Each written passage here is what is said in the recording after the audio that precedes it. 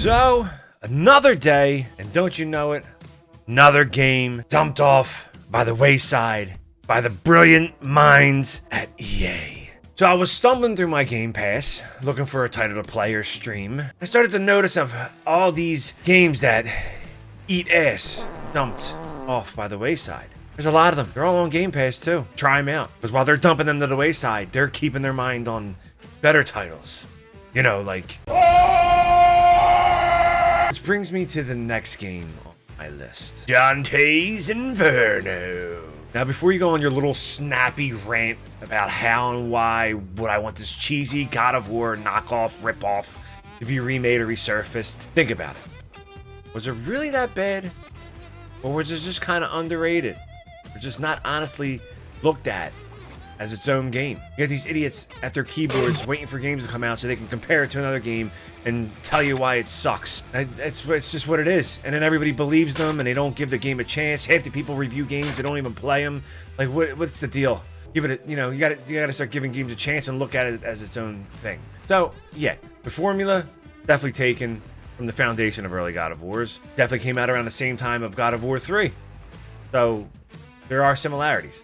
They hired the level designer from God of War to be the level designer on Dante's Inferno. Vince, Michael Chang, who's just one of the best in the business, Metroid Prime, God of War, to lead the level design effort. So there's going to be similarities. I mean, like, come on. I think that's kind of what they wanted, that style of game.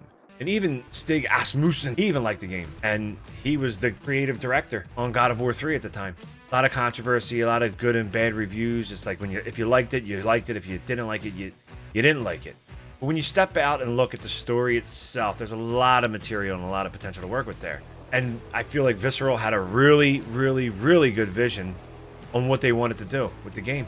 I mean, there's a whole documentary with them talking, and you can see how passionate these guys were, talking about, you know, each circle of hell and the art design behind it and everything. Like, there was passion, and they were shooting for a good reimagining in a dark version of Dante's Inferno. Not like it couldn't get any darker, I mean, but like they were going for gritty. I mean, I personally like the dark, gritty, disturbing, erotic, you know, design and art style. I mean, you could tell from just the simplest piece of art from the game that it's, you know, the direction they went, you know, they went for. They were going down that route. No matter like what people were going to say, they probably knew they were going to get a lot of different feedback for it. But I think the game just translated best as a third-person God of War style game, like a hack and slash. I just think it worked well as that style game. I don't think it would have worked as good as a first-person, you know, or a top-down dungeon crawler. I mean, that maybe, nah, like a Diablo game, nah, maybe it could have, you know. But I think the way they did it, I think it worked, and it's just a shame that it came out. I think if the game didn't come out around the same time as God of War 3, maybe it wouldn't have caught so much heat of people saying that it's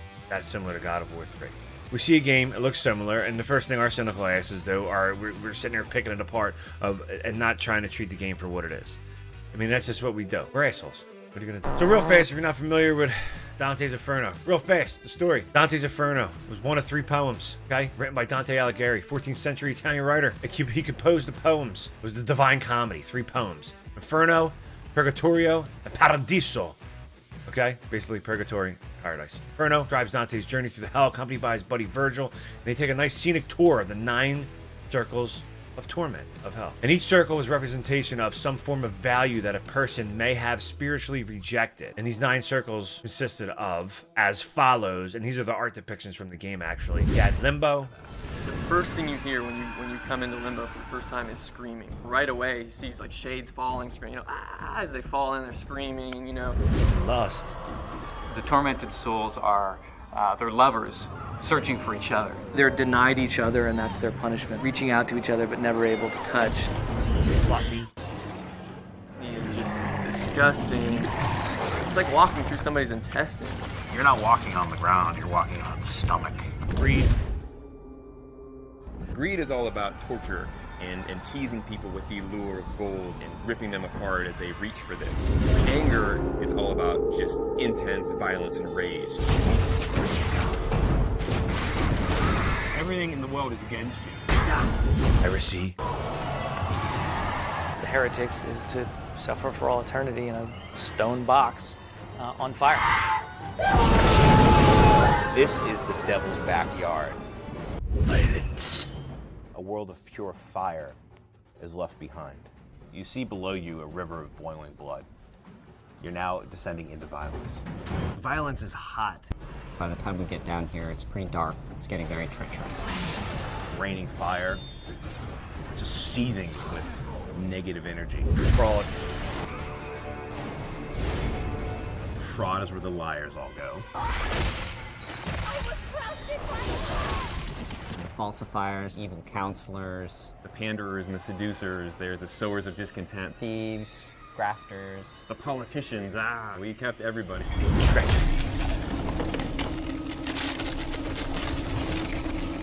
Treachery is cool because it's literally hell frozen over. Lucifer is actually frozen in his own tears. You hear the term a lot when hell freezes over, but we're actually going to show you a frozen over hell. It's lovely in a strange way. Of course, when you see the lake at the bottom, it's no longer lovely.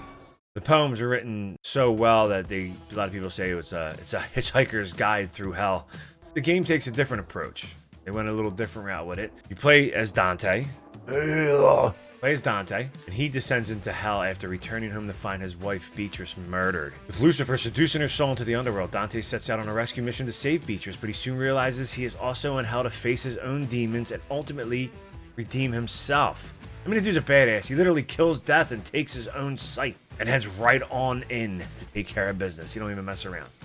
Like, I mean, seriously, does that? I mean, the dude has like the cross like sewn into his chest. He had that like There's a in the beginning, he's like sewing it into his skin from like a flag from cloth. Dude's out of his mind. But each circle showcases its own distinct look with demons, monsters, like the damned, the geography that are crafted straight from the poems, like description. But it's like they took the description and went really, really dark and deep with it and really pulled out some nastiness. I mean, it's amazing to look at the game. I mean, it's really well done. Like, I was like, wow, I couldn't wait to get to the next section to see what they did with the art for there. And I think they nailed it. And since the game ended on a cliffhanger, you were hoping that there was going to be another one because there's so much material to work with. I mean, they easily could have set up a second one. I mean, they could have made Purgatory just as dark, and then Paradise, they could have made it completely opposite. Angelic looking place with its own weird, disturbing things to it. You know, there was a lot of stuff they could have worked with. They could have got crazy with it, you know? But of course, they, you know, Visceral, they had the plug pulled them on in 2017. EA shut them down. And there was like a rumor that someone was pulled in to start writing the second story or something like that, but it was, let's talk about it, man. Let's rant. Who, what, and where? I mean, well, it sucks. EA still owns the IP, obviously.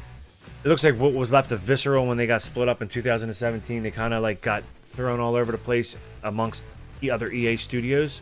It'd be nice to compile them back together and, you know, get the old OG team. Do like a remaster or a remake. I think a remaster would be perfectly fine. When? Now. Now would be a good time to release, you know, a dark, disturbing, gritty game based on a story with substance. Especially with all the garbage you got out there now. Everybody's being so careful on what they want to put in these games because they're going to get hammered by somebody saying that, you need to shake people up a little bit. I think it would be cool to see Glenn Schofield. Hi, I'm Glenn Schofield, creator and director of Dead Space.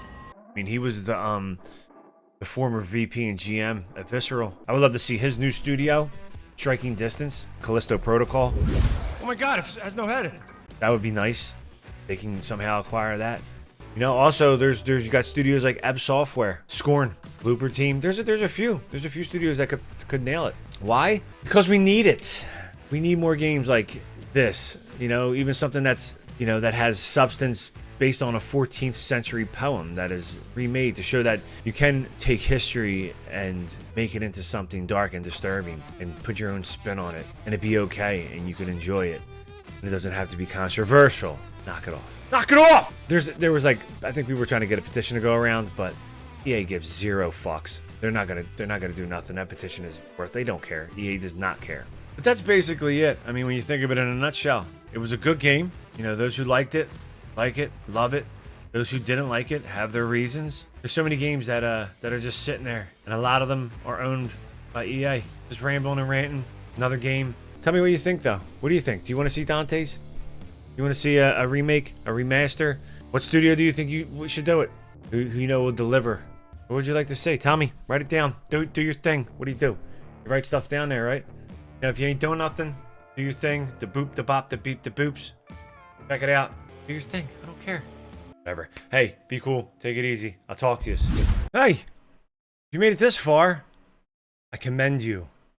You're a psychomaniac, and I knew it all along. But hey, you can continue your journey, or check out something else. Over there, or click there, or do this, or do that. I don't care what you do. Do your thing. Whatever. It'll be our little secret.